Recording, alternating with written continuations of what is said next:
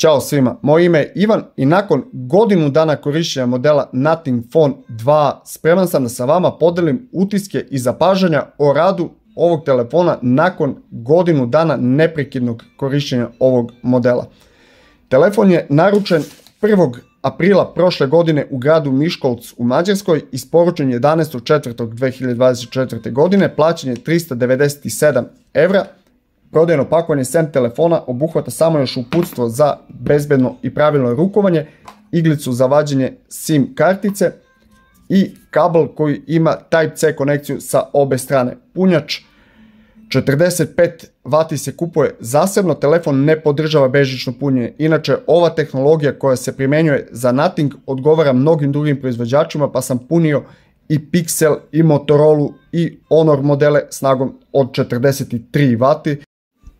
Odluka da se telefon napravi u potpunosti od polikarbonata naišla je ovdje kod nas na brojna negodovanja. Ljudi su pežorativno nazivali ovaj model plastikanerom, nedostojnim naslednikom modelom Nothing Phone 1, Nothing Phone 2. Međutim, to je demantovano rekordnom prodajom ovog modela, a to što je izrađen od polikarbonata u potpunosti ne da nije nikakav minus, već je ogroman plus, jer telefon je meni ispadao više puta bez ikakve zaštite i ostao je u jednom komadu. Kao što rekoh, poleđina telefona izrađen u potpunosti od polikarbonata, tu je ima ovaj glyph interfejs, ima 3 LED diode. Samo trenutak, sad će se one aktivirati kad spustim telefon. Za razliku od modela Nothing Phone 2 koji ima 9 tih glyph dioda, imamo klasičan blic i venting hole, imamo 2 kamera senzora, kasnije ću o njima.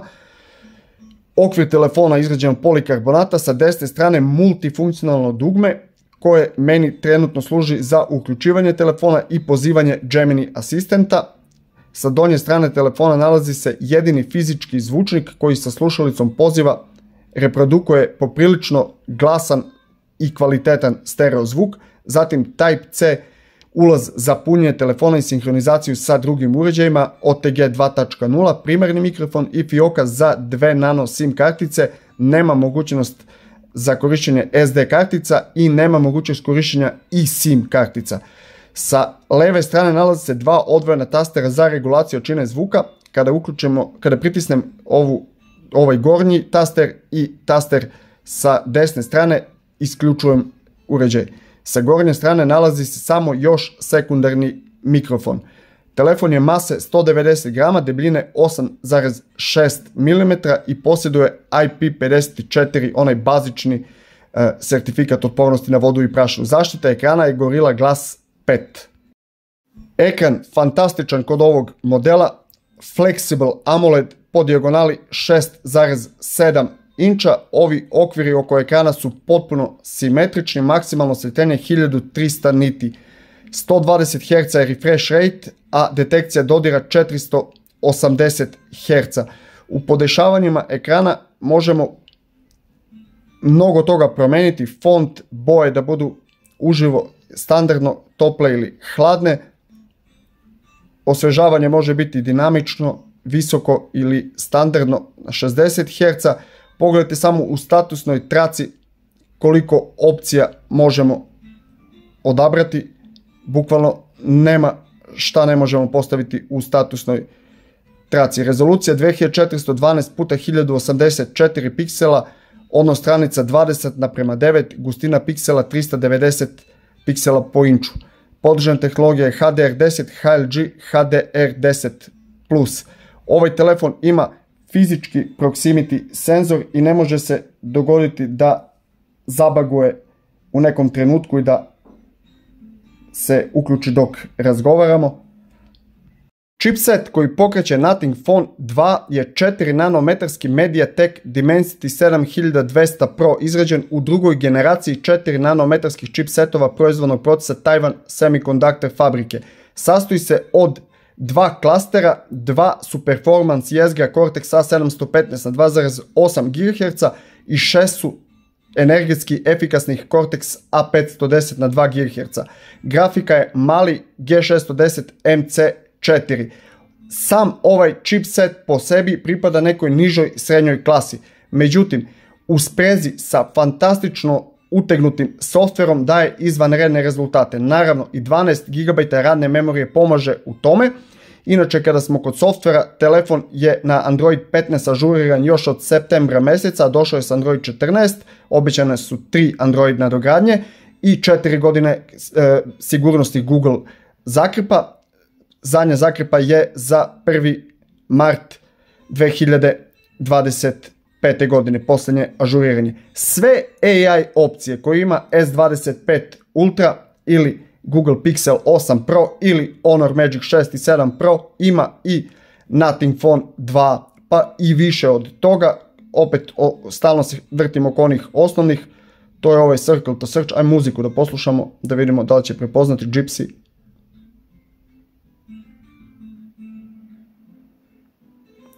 Gypsy gitar, tu imamo naravno i prevod ukoliko imamo nešto na ekranu. Evo, kaže 35 mm road trip foto, dakle prevod šta god imamo na ekranu. Imamo Gemini, možemo pitati nešto, možemo razgovarati uživo, ajde da pitamo. Ćao Gemini. Zdravo, kako mogu da vam pomognem? Pošalji SMS poruku kontaktu ja.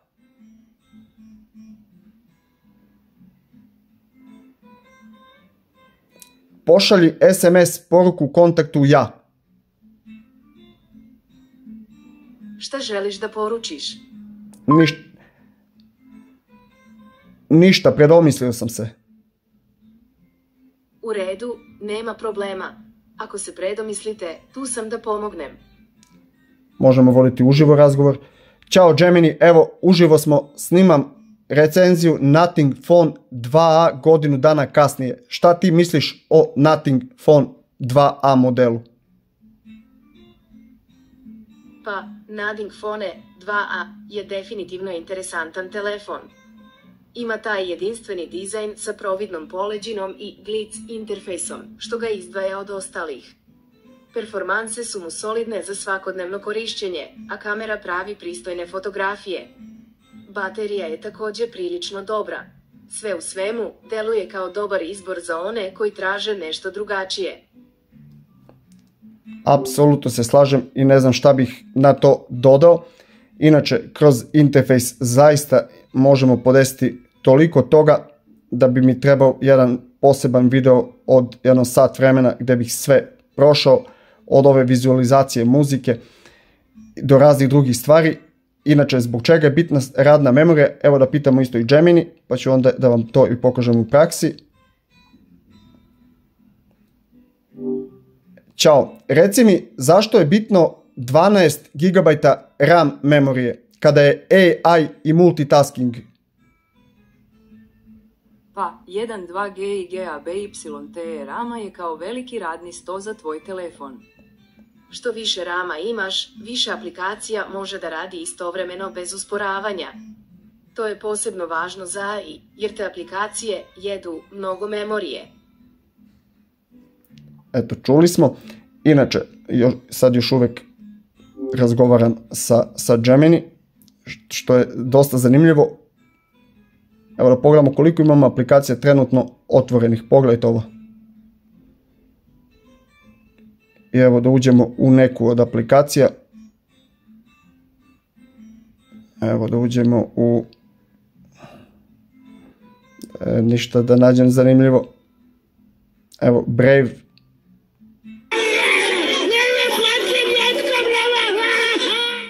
Ovo je klip koji je Kosjerac Sreten Sredić objavio na Facebooku, a nakon toga Ajmo da je vidimo usledio poziv Dragana Vučića. Brkove. Dobro.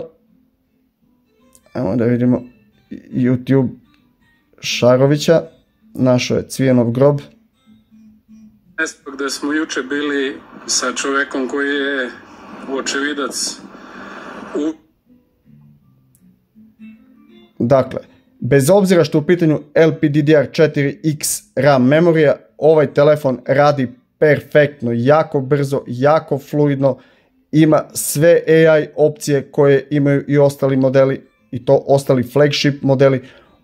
Kada je ekran u pitanju, ovaj možemo menjati podešavanja početnog ekrana Znači zaista mnogo toga, ove widgete možemo prilagođavati, menjati, stavljati koliko hoćemo unutra, menjati dimenzije.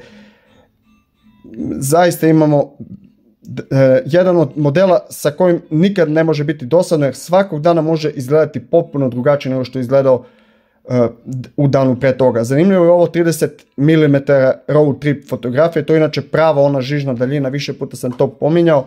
Dakle, kada uđemo u to, ona nam se pokazuje prava ta žižna daljina, koliko jeste zapravo ta iglica udaljena.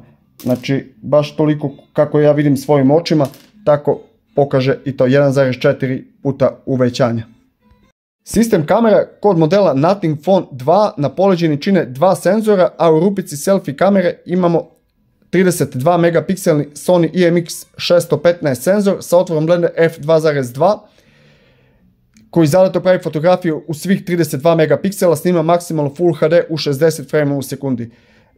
Na poleđini imamo dva 50 megapikselna Samsungova senzora GN9 i JN1. GN9 je glavni, snima maksimalno video 4K u 30 frameova, ima optičku i elektronsku stabilizaciju, auto noćni mod, autofokus putem fazne detekcije, zadato pravi fotografiju 12,5 megapiksela, a maksimalno u svih 50 megapiksela. Ultrawide senzor također Samsungov 50 megapikselni JN1, također zadato pravi fotografije 12,5 megapiksela, može i u svih 50, snima također 4K u 30 frame u sekundi, međutim nije moguće prebacivati sa senzora na senzor, što je minus kod ovog telefona. U nastavku pogledajte kakve fotografije, video zapise pravi ovaj telefon pa da zaokružimo priču.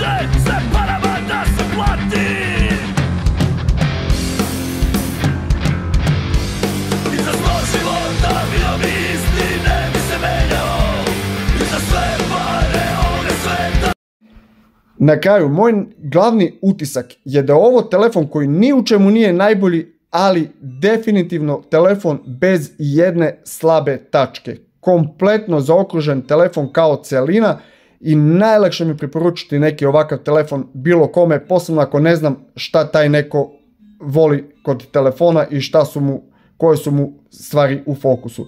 Dakle, telefon bez jedne slabe tačke gdje ni u čemu ne dominira, ali nigde i ne zaostaje za konkurencijom. Toliko dobar utisak je ostavio na mene da znam da će moj sljedeći telefon biti Nothing 3A Pro i taj telefon će zameniti ovaj će ostati naravno u porodici, svakako neću prodavati, jer ovaj telefon radi besprekorno, bez jednog baga, bez da sam ikada imao jednu jedinu primjedbu za ovih godinu dana korištenja. Jedan od retkih modela koji je izdržao punih godinu dana kod mene, a ostaće i znatno duže. Hvala vam što ste odgledali ovaj video. Eto, punih godinu dana je prošlo od kada sam kupio ovaj telefon. Uskoro sledi recenzija ili Pixel 9 Pro XL ili Samsung S24 FE, a vidimo se možda već danas u live-u. A do tada vas pozdravljam.